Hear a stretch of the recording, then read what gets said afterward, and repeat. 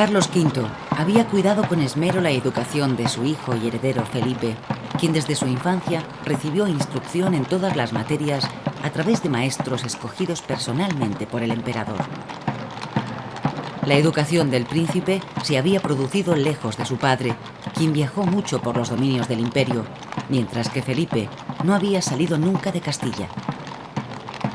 En 1548, y después de una ausencia de 5 años, Carlos dio órdenes para que su hijo, que tenía en esos momentos 21 años y ejercía la regencia en los reinos hispánicos, fuera a reunirse con él en los Países Bajos, con el fin de conocer a sus futuros súbditos.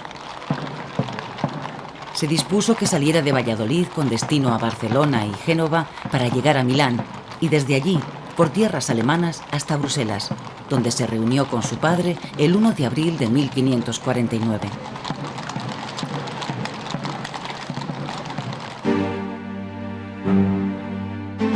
En honor del príncipe Felipe se organizaron multitud de festejos como los llevados a cabo en Bruselas, pero fueron las fiestas del Palacio de Vinche, residencia habitual de su tía y regente en los Países Bajos, María de Hungría, los que dejarían una profunda huella en el joven príncipe.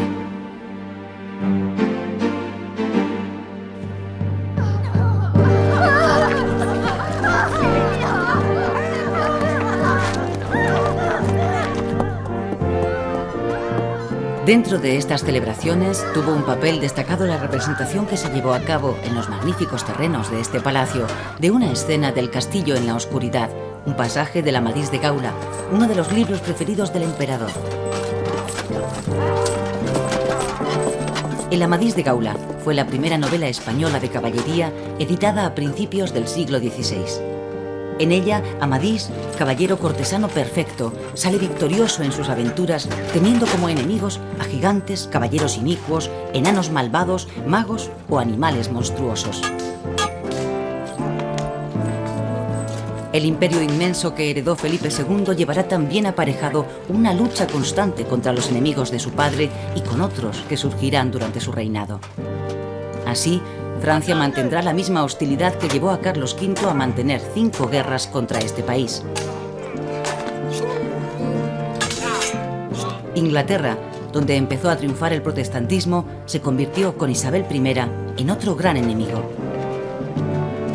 El Imperio turco fue más que nunca una pesadilla para la monarquía de Felipe II. Las incursiones de los barcos turcos habían hecho del Mediterráneo un mar inseguro, con saqueos continuos a las ciudades de las costas levantinas y africanas.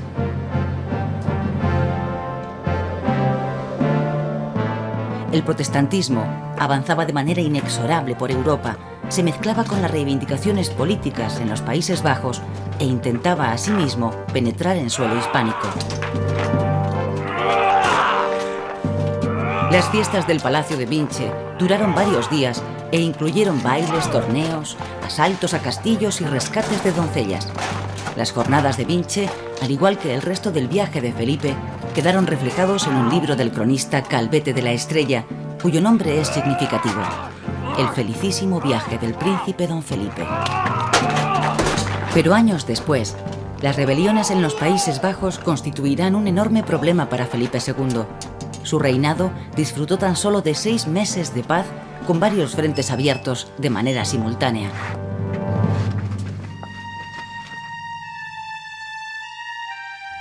El mantenimiento del imperio heredado de su padre y la defensa de la religión católica serán los ejes sobre los que Felipe II ejercerá su gobierno.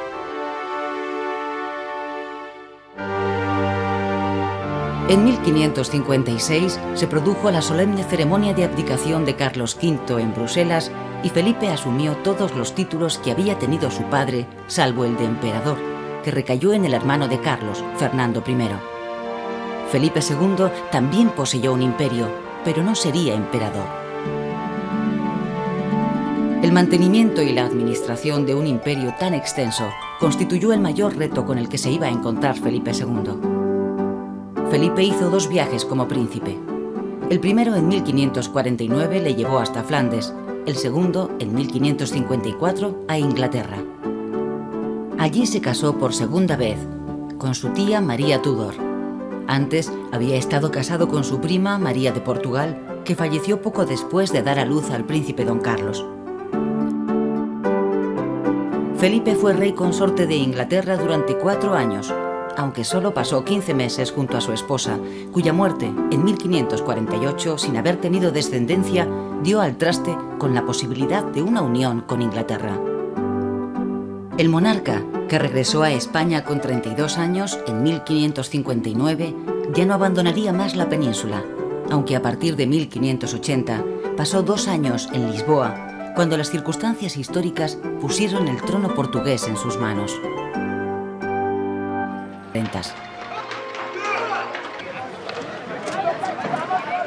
Clérigos y rentistas serían criticados por el contador de finanzas reales Luis Ortiz, autor de un libro publicado en 1559 de esclarecedor título: Libro sobre cómo quitar de España toda ociosidad e introducir el trabajo.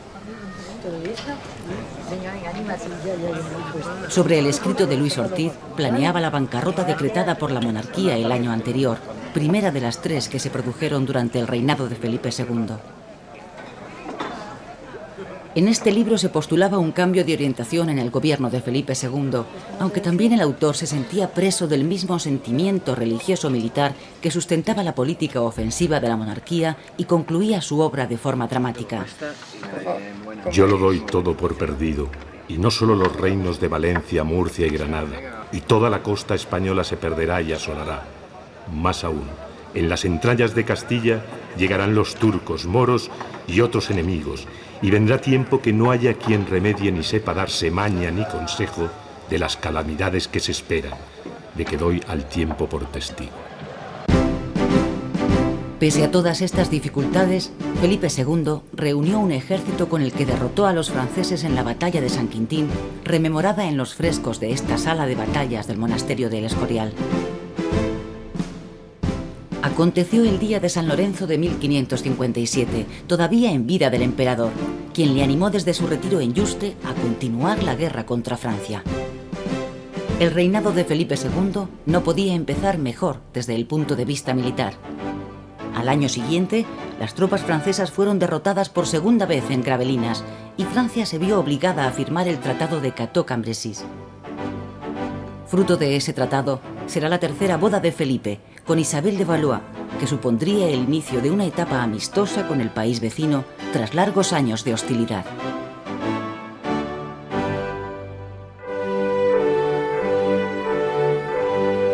Para conmemorar el éxito de la batalla de San Quintín se construyó el monasterio de El Escorial. Se empezó a levantar en 1563, terminándose 21 años después, en 1584.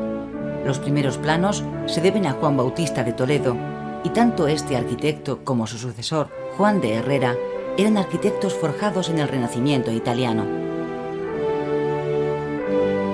Pero sería Felipe II el que en realidad impuso su sello personal en cada uno de los rincones de este edificio, mitad mausoleo, mitad palacio.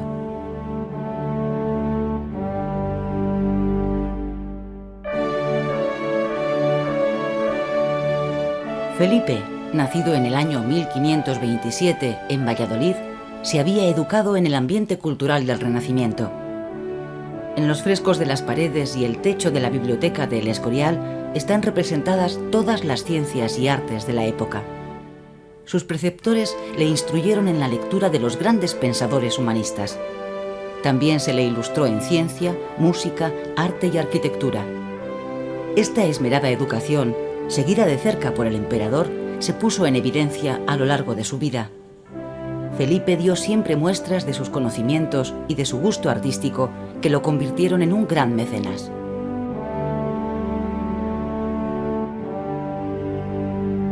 En el momento de su muerte, la biblioteca acogía más de 14.000 volúmenes. Se trataba de la mayor biblioteca privada de Occidente, destacando entre sus fondos 1.500 obras en griego, 94 en hebreo y alrededor de 500 códices árabes.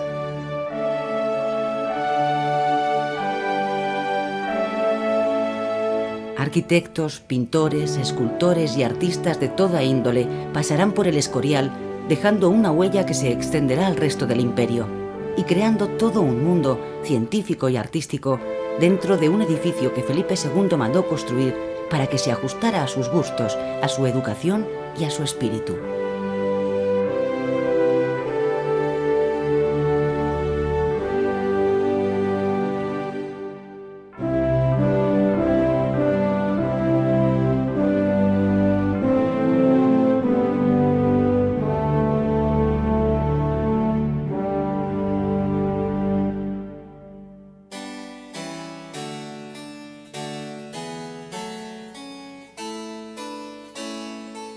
Tiziano fue también pintor predilecto de Felipe II. Su encuentro en Augsburgo en 1551 recordaría a Tiziano la visita que le hiciera el emperador en ese mismo lugar 2 años antes.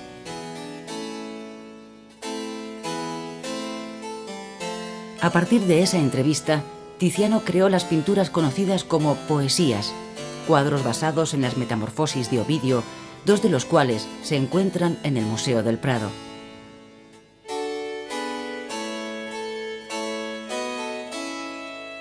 Dánae recibiendo la lluvia de oro, en la que la tradicional figura de Cupido en este relato mitológico ha sido sustituida por una vieja celadora que sirve de contrapunto a la sensual figura de Dánae.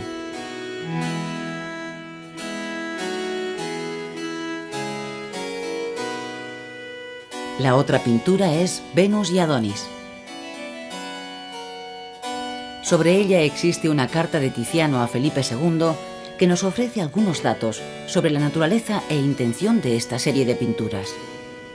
Porque la Dánae que ya mandé a vuestra majestad se veía toda por la parte de delante, he querido en esta otra poesía variar y hacerle mostrar la contraria parte para que resulte el camerino donde había de estar más agradable a la vista.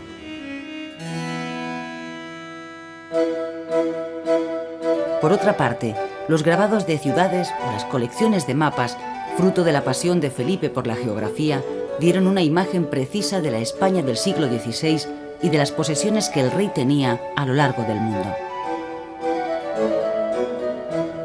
Pocos reyes de su época tuvieron un conocimiento tan preciso de la geografía y de la historia de la corona de Castilla como lo tuvo Felipe II a través de la extraordinaria obra promovida por él entre 1575 y 1581, conocida como las Relaciones Topográficas, que proporcionaron una información detallada de la población, economía e historia de unas 600 poblaciones.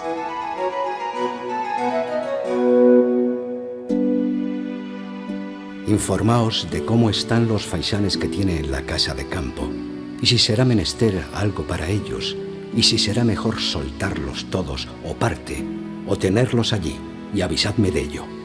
Y si ha apedreado en la huerta de las posturas y simientes, y cómo va esto. Y a Aranjuez escribid que avisen de lo mismo, y de las hayas, y si se oyen los francolines. Notas así, habituales en las cartas de Felipe II a sus secretarios y sirvientes, revelan una de las aficiones más arraigadas de este monarca, su amor a la naturaleza. En el Escorial ordenó que los jardines se construyeran al mismo tiempo que el monasterio, buscando la forma de que hubiese flores en todas las épocas del año. Tanto en Aranjuez como en la casa de campo había pequeños zoos con camellos, elefantes, rinocerontes y leones. Para Felipe II había algo que estaba por encima de todo: la religión. San Ignacio de Loyola, fundador de los jesuitas, que conoció en 1549 al entonces príncipe, comentaba el hálito de bondad y santidad que desprendía su persona. El monarca tenía una conciencia providencialista de España y del catolicismo como elemento de cohesión de sus territorios que le llevaría a embarcarse en empresas imposibles. Creía que la monarquía hispánica tenía la misión de salvar a la humanidad de cualquier herejía o disidencia. Por ello excluía cualquier concesión a los herejes o rebeldes, algo que se pondría de manifiesto en el conflicto de los Países Bajos.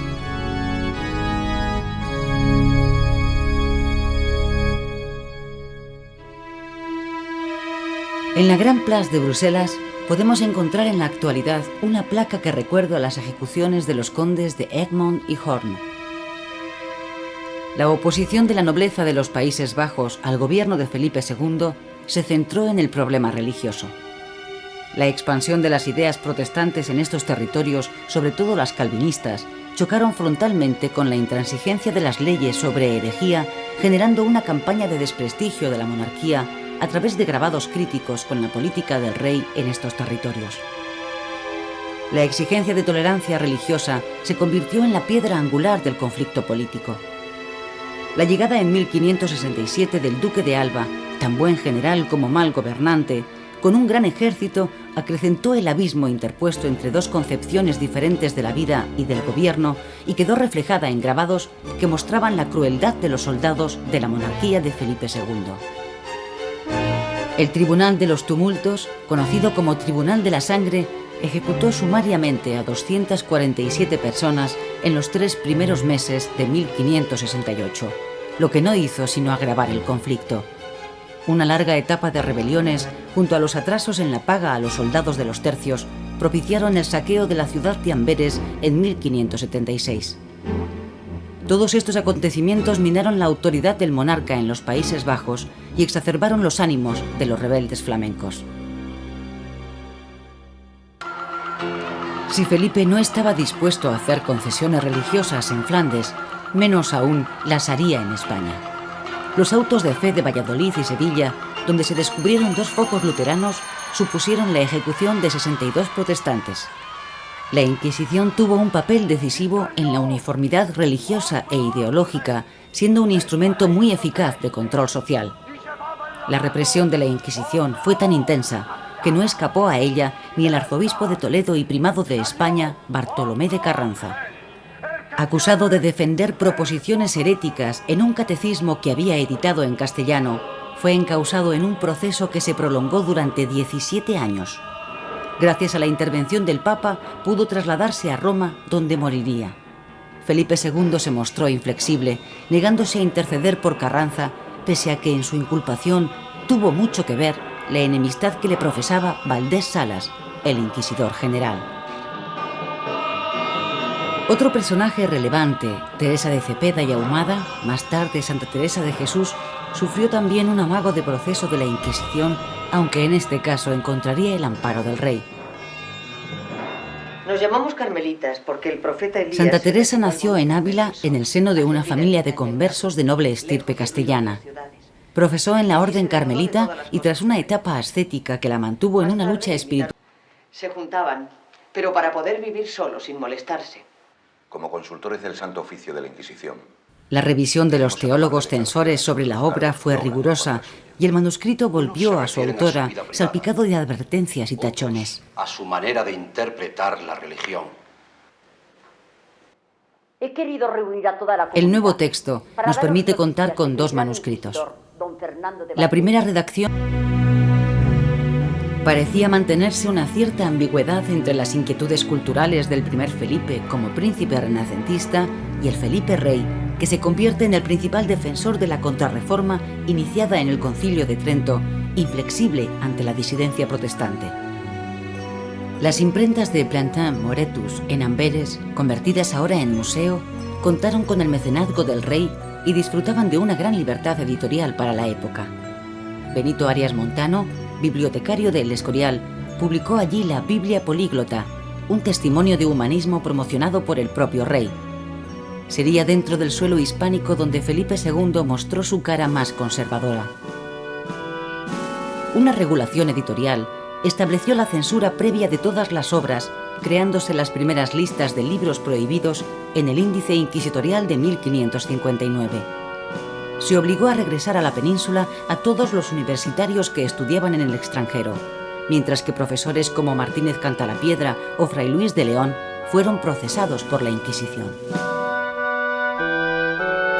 Sin embargo, en este mismo periodo, la literatura española alcanzó un nivel espléndido. La novela caballeresca continuó la pauta establecida en el Amadís de Gaula. La novela picaresca tendrá una gran aceptación pese a no ser del agrado del poder, y la literatura espiritual dará personajes de la talla de Santa Teresa de Jesús o San Juan de la Cruz. En 1968 limitaron las expresiones culturales de raíz islámica. La consecuencia inmediata fue una sublevación de grandes proporciones en las Alpujarras.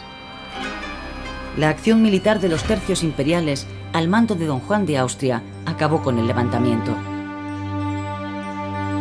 Las consecuencias no se hicieron esperar.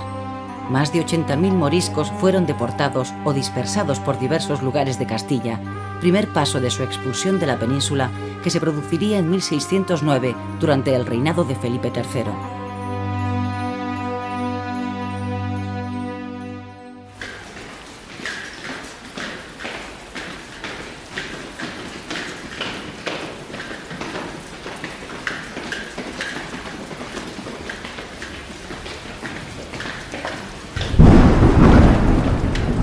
...1568 fue un año horrible para Felipe II, pues en este corto periodo de tiempo, conflictos políticos como el recrudecimiento de las rebeliones en los Países Bajos y la sublevación de los moriscos granadinos se unieron a problemas personales. En la noche del 18 de enero de ese año, el propio rey, con casco y armadura, y una vez reunidos los principales miembros de su gobierno, apresó a su hijo y heredero, disponiendo su encierro dentro de sus propias habitaciones del Alcázar de Madrid.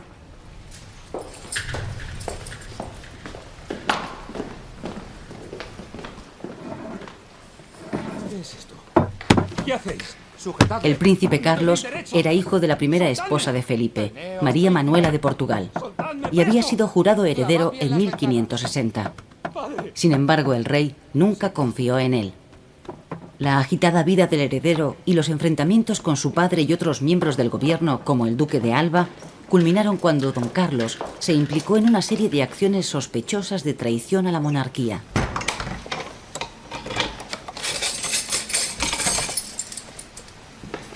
Posibles contactos del príncipe heredero con rebeldes flamencos y el aviso de don Juan de Austria de que don Carlos podía huir a estos territorios decidieron al rey a tomar esta decisión.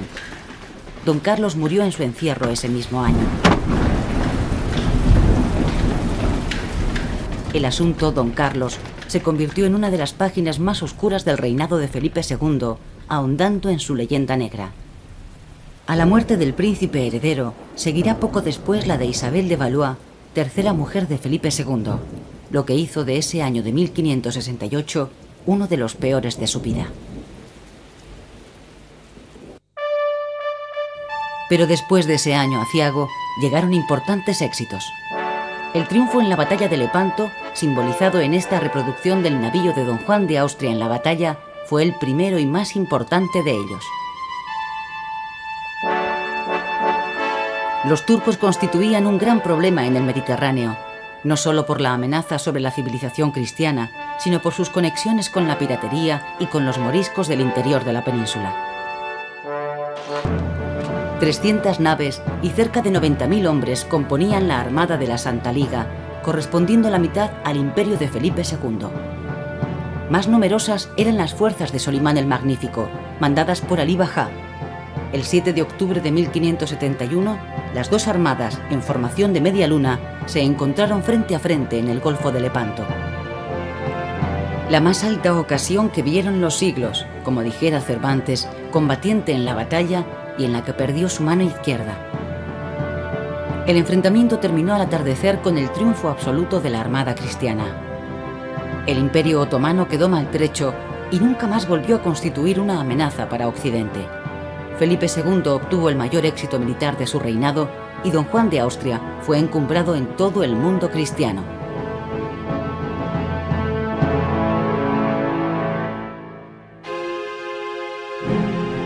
Este postrer hijo de Carlos V había heredado el espíritu guerrero de su padre, alguna de cuyas hazañas en el campo de batalla le llegarían de los propios labios del emperador durante los encuentros que mantuvieron en el monasterio de Yuste, cuando don Juan era apenas un muchacho.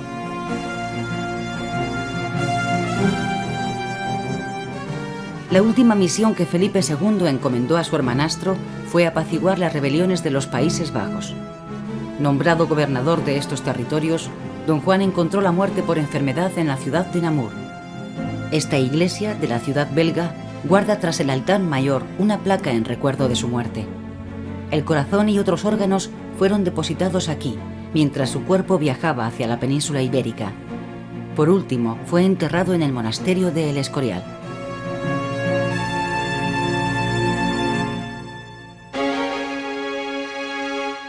El otro gran acontecimiento del reinado de Felipe II fue la sucesión en el trono de Portugal. A la muerte de Sebastián de Portugal, hijo de Juan de Portugal y Juana de Austria, hermana de Felipe II, se presentaba por fin la posibilidad de la anhelada unión con este reino, perseguida desde los tiempos de los reyes católicos.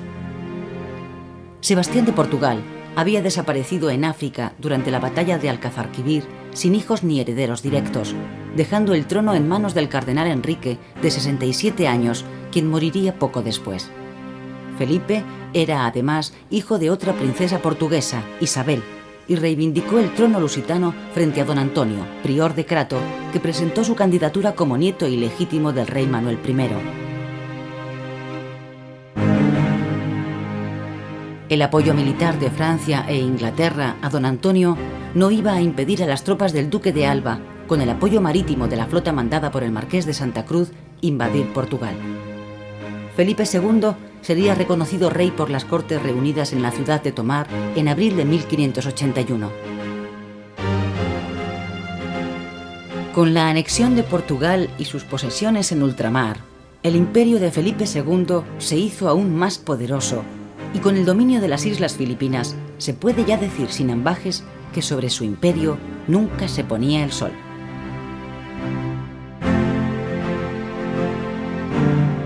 Pero este enorme imperio suscitará enseguida la animadversión de los países europeos, sobre todo de Francia e Inglaterra, que a partir de ese momento concentrarán toda su energía en menoscabar el poderío de la monarquía de Felipe II.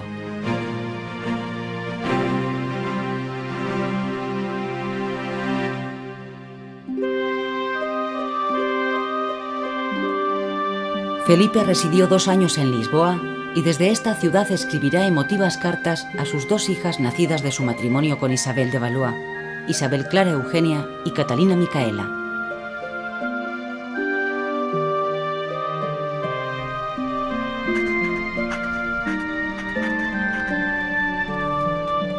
El amor a su familia fue uno de los rasgos característicos del rey, sobre todo a partir de la madurez.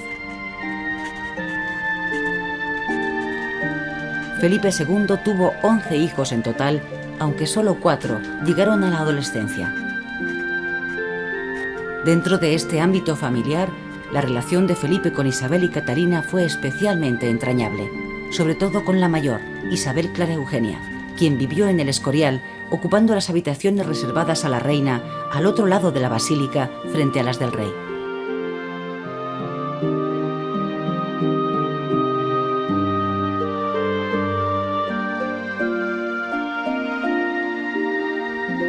La cuarta y última esposa de Felipe, su sobrina Ana de Austria, había muerto en Badajoz en 1580 tras darle al fin el heredero varón que tanto se hizo esperar. Al igual que su padre, el emperador, Felipe II distinguió a sus allegados encomendándoles tareas de gobierno, en especial a sus hermanas, Juana y María, que vivieron sus últimos años en el convento de las Descalzas Reales de Madrid. Ambas fueron brillantes gobernantes. Juana, que fue reina de Portugal, desempeñó la regencia de los reinos hispánicos entre 1554 y 1559, para lo que tuvo que separarse de su hijo y heredero del trono portugués, el mencionado Sebastián de Portugal, cuando éste solo contaba 3 meses de edad.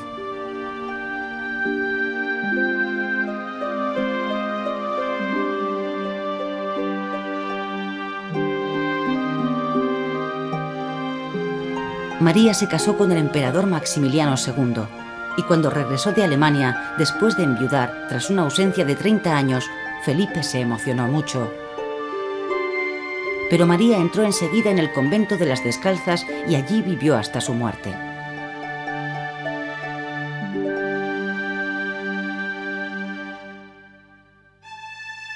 A su vuelta a Madrid desde Lisboa, Felipe se encontró un panorama prometedor. Los ingresos llegados de América se habían multiplicado y la paz reinaba en el Mediterráneo gracias a una serie de treguas con el sultán otomano. Pero los acontecimientos en los Países Bajos seguían siendo preocupantes. Se formó entonces el eje Holanda, Francia e Inglaterra contra la monarquía de Felipe II. La anexión de Escocia por Inglaterra y la ejecución de la reina católica María Estuardo contribuyeron decisivamente al empeoramiento del conflicto. La idea de una invasión de Inglaterra empezó a madurar. En este país se había impuesto el protestantismo de la mano de la reina Isabel I. Felipe II y la reina de Inglaterra personificaron los dos bloques, católico y protestante, de la Europa de las guerras de religión. Además, Inglaterra mandó una flota de 25 barcos bajo el mando de Sir Francis Drake con el propósito de atacar las naves españolas y destruir las propiedades hispánicas en América. La flota inglesa saqueó Vigo antes de partir hacia el Caribe, donde capturó Santo Domingo y tomó a saco la ciudad de Cartagena de Indias. 150 fanegas de trigo para la Armada de Inglaterra que vuestra merced no ha entregado. Dificultades logísticas y sobre todo económicas para acometer una empresa de este calibre hicieron que no se pudiera equipar la flota que había pedido el marqués de Santa Cruz. Los impuestos volvían a sangrar la ya empobrecida economía castellana. De los 560 barcos y 94.000 hombres que había pedido el marqués de Santa Cruz, solo pudieron reunirse 130 barcos y 33.000 hombres. El éxito de la operación militar dependía de la posibilidad de que los 17.000 soldados veteranos que se encontraban en los Países Bajos se unieran a la invasión. Don Álvaro de Bazán, marqués de Santa Cruz, encargado inicialmente de la expedición, murió en Lisboa mientras ultimaba la preparación de la flota y el mando supremo pasó al duque de Medina Sidonia, que zarpó hacia las costas inglesas. El intento de desembarco en Inglaterra se convirtió en el mayor fracaso del reinado de Felipe II. El factor sorpresa nunca existió. La mayor maniobrabilidad de los barcos y cañones ingleses causaron graves daños a la flota española, impidiendo su desembarco. Además, la falta de comunicación entre la Armada y las tropas de Flandes, así como la intervención de los holandeses, imposibilitó la llegada de refuerzos.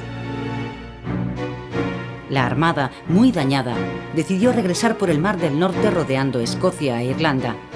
El final es bien conocido. Durante el trayecto, las tempestades terminarían por diezmar al resto de la flota.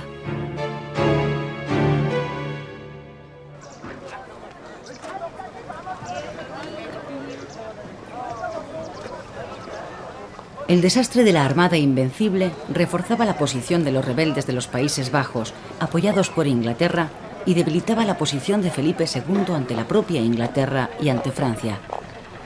En este país, Felipe había apoyado al bando católico durante las guerras de religión de los últimos años frente al bando protestante de Enrique IV, quien se acabaría imponiendo, aunque para ello hubo de abjurar del calvinismo y abrazar la fe católica.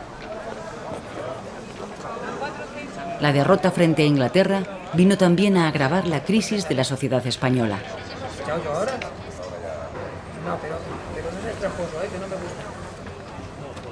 La nobleza y el clero fueron los estamentos privilegiados que gozaron de grandes exenciones fiscales.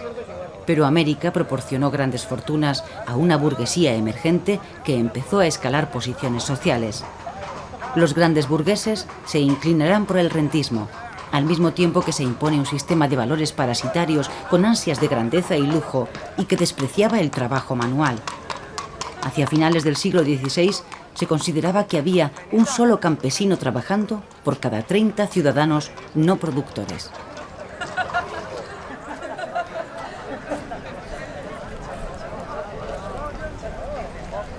Por otro lado, las tensiones religiosas, con el rechazo hacia conversos y moriscos y la progresiva identificación exclusivista de los españoles con los católicos, generaron explosiones periódicas de xenofobia, mientras que de manera contradictoria, la sociedad y el arte reflejaban múltiples evidencias de mestizaje o hibridación cultural, desde el vestido a la alimentación o la propia lengua, dando lugar a una explosión artística que embelesará a toda Europa.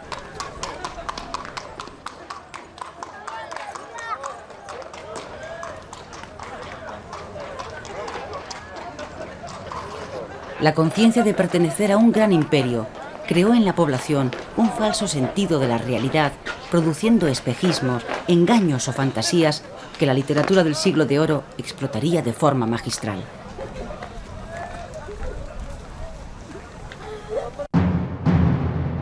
El esfuerzo militar que desarrolló la monarquía fue excesivo. En los últimos años del reinado de Felipe II se reactivaron casi todos sus frentes. Por el Mediterráneo patrullaban constantemente 4 escuadras. A partir de 1580 se creó la Armada de la Mar Océana, que tenía la misión de mantener la hegemonía en el Atlántico. La protección de los convoyes que hacían la ruta de América dio excelentes resultados, pues las pérdidas de barcos por ataques piratas fueron mínimas. La infraestructura militar era muy avanzada para la época, destacando la configuración del llamado Camino Español, que iba de Milán a Flandes y por el que transitaban los hombres y el dinero necesarios para mantener la supremacía en estos territorios.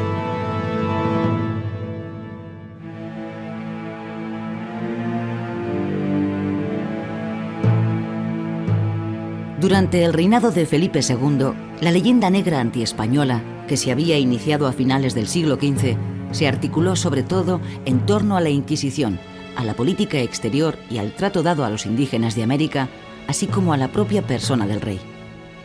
Otra característica de esta leyenda negra, en comparación con otras similares, fue la participación en ella de personas de la propia monarquía hispánica, como Bartolomé de las Casas o Antonio Pérez.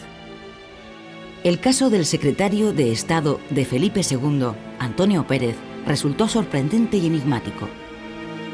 El asesinato en Madrid de Juan de Escobedo, secretario de don Juan de Austria, instigado por Antonio Pérez y con la probable aceptación del monarca, marcará los últimos años del reinado de Felipe II. Juan de Escobedo había sido nombrado secretario de don Juan a instancias de Pérez, con la intención de controlar las supuestas ambiciones del hermano del rey. En 1576, Felipe II consideró que su hermano era la única persona capaz de salvar la situación de los Países Bajos y decidió enviarlo con la misión de conseguir la paz en estos territorios. Don Juan fue reconocido como gobernador general por todas las provincias de los Países Bajos, haciendo una entrada triunfal en Bruselas.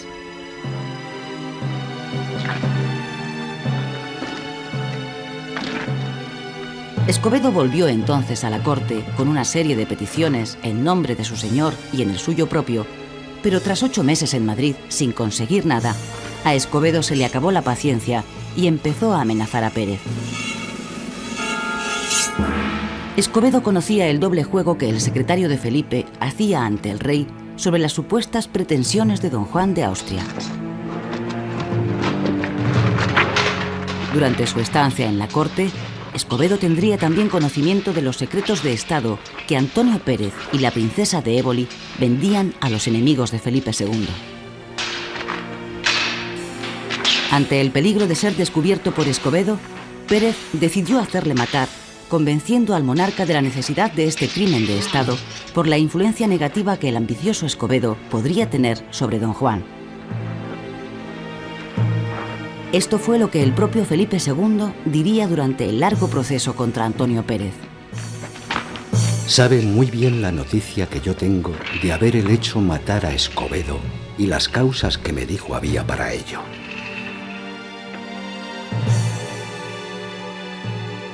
Antonio Pérez fue inculpado finalmente en este asesinato y encarcelado, pero en un lance digno de la mejor novela negra consiguió huir y refugiarse en Aragón, acogiéndose a sus fueros.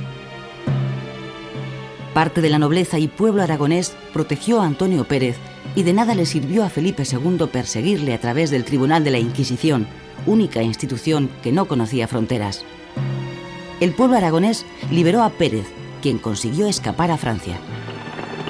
Mientras Pérez pasaba la frontera, las tropas imperiales tomaron Zaragoza, acabando con la rebelión. El Justicia Mayor, Juan de Lanuza, y los principales cabecillas de la rebelión fueron ajusticiados, lo que no hizo sino acrecentar la tirantez con la corona de Aragón.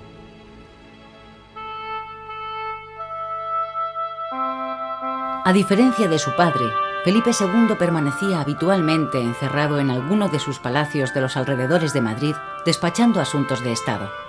El Archivo General de Simancas guarda en la actualidad gran cantidad de documentos con anotaciones autógrafas de Felipe en los márgenes.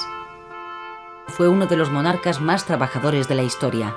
En una ocasión, estudió y firmó 400 documentos en un solo día. El trabajo de despacho del rey resultaba agotador. Hasta ahora no he podido desenvolverme de estos diablos de papeles, y aún me quedan algunos para la noche, y aún llevo otros para leer en el campo, a donde daremos una vuelta agora. El rey eligió gobernar su imperio y sus ejércitos desde Castilla, exigiendo que todos los asuntos se le remitiesen para examinarlos personalmente.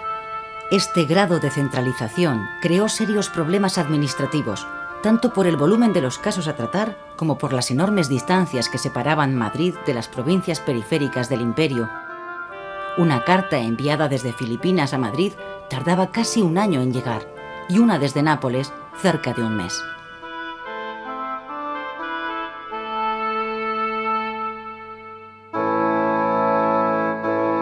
Lo mismo que hiciera Carlos V en su retiro de Yuste, Felipe dispuso sus habitaciones privadas en el monasterio de El Escorial junto al altar mayor, de forma que pudiera seguir la misa y demás oficios litúrgicos desde la cama cuando estuviera enfermo.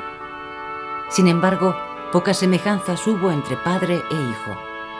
Frente al viajero inquieto y políglota que representó la figura de su padre, amante de la magnificencia y el ceremonial de las cortes europeas, Felipe II mostró enseguida sus preferencias por la corte de Castilla, la austeridad y el trabajo personal.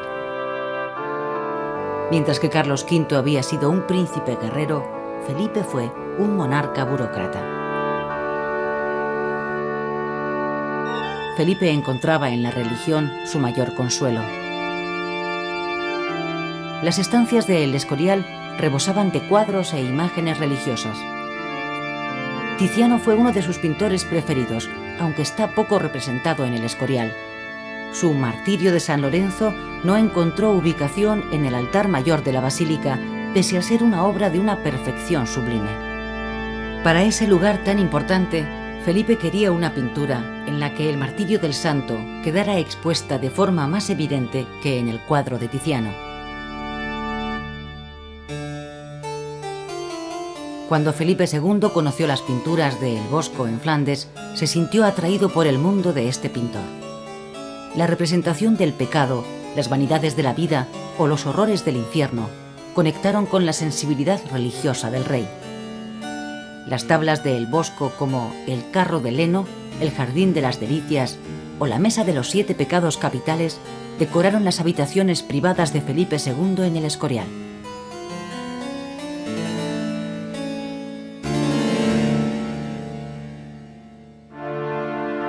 Por el contrario, la pintura de El Greco no resultó del agrado del rey. Incluso llegó a rechazar un cuadro que le encargó sobre el martirio de San Mauricio y la Legión tebana. El Greco tardó 2 años en terminar esta obra, destinada a la primera capilla de la iglesia del monasterio. Tal vez El Greco hizo un cuadro para ver y meditar, una pintura exquisita, pero Felipe quería una obra clara y accesible, capaz de llegar con inmediatez al corazón de todos. El Greco retrató a Felipe II en varios cuadros, como la alegoría de la Santa Liga y el entierro del conde de Orgaz. En este gran cuadro, Felipe aparece en la parte superior derecha de la gloria. En el momento en que el Greco pintó el cuadro, el rey aún no había muerto, pero se encontraba muy enfermo en El Escorial. La presencia de Felipe II en el cielo desmiente el posible enfado del pintor con el rey por el asunto del cuadro de San Mauricio.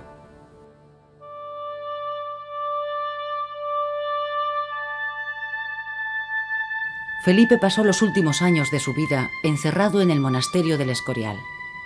El final de su reinado supuso la constatación de que la empresa que se había propuesto era imposible.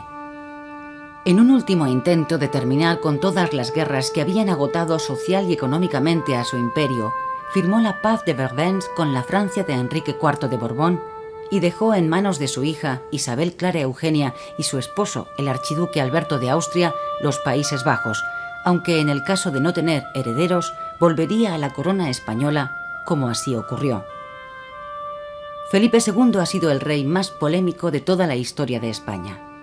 En su tiempo, la opinión pública fuera de la península e incluso dentro de ella le fue desfavorable. Se le reprochaba su integrismo ideológico, así como su rigidez y su afición a la burocracia. En la actualidad, los historiadores son mucho más benévolos con él. su forma de pensar y actuar queda explicada en el contexto histórico que le tocó vivir con la contrarreforma iniciada a partir del Concilio de Trento como eje del catolicismo. El drama de la muerte de su hijo don Carlos ha permitido evocar el desgarro que supone para un padre la contradicción entre su amor paternal y el servicio a la razón de Estado. Su endurecimiento final no fue sino el inevitable desenlace de un imperio en el que no se ponía el sol, pero que estaba lleno de sombras. Felipe II quiso ser consciente en todo momento de su muerte para afrontarla como tenía meditado. Pidió el crucifijo con el que habían muerto sus padres y mientras sonaban las oraciones de los presentes, expiró. Eran las 5 de la madrugada del día 13 de septiembre de 1598 y el coro de niños del monasterio cantaba la misa de alba. Como dice uno de sus biógrafos, después de su muerte, Felipe II traspasó el ámbito de la historia para situarse en el del mito y la leyenda.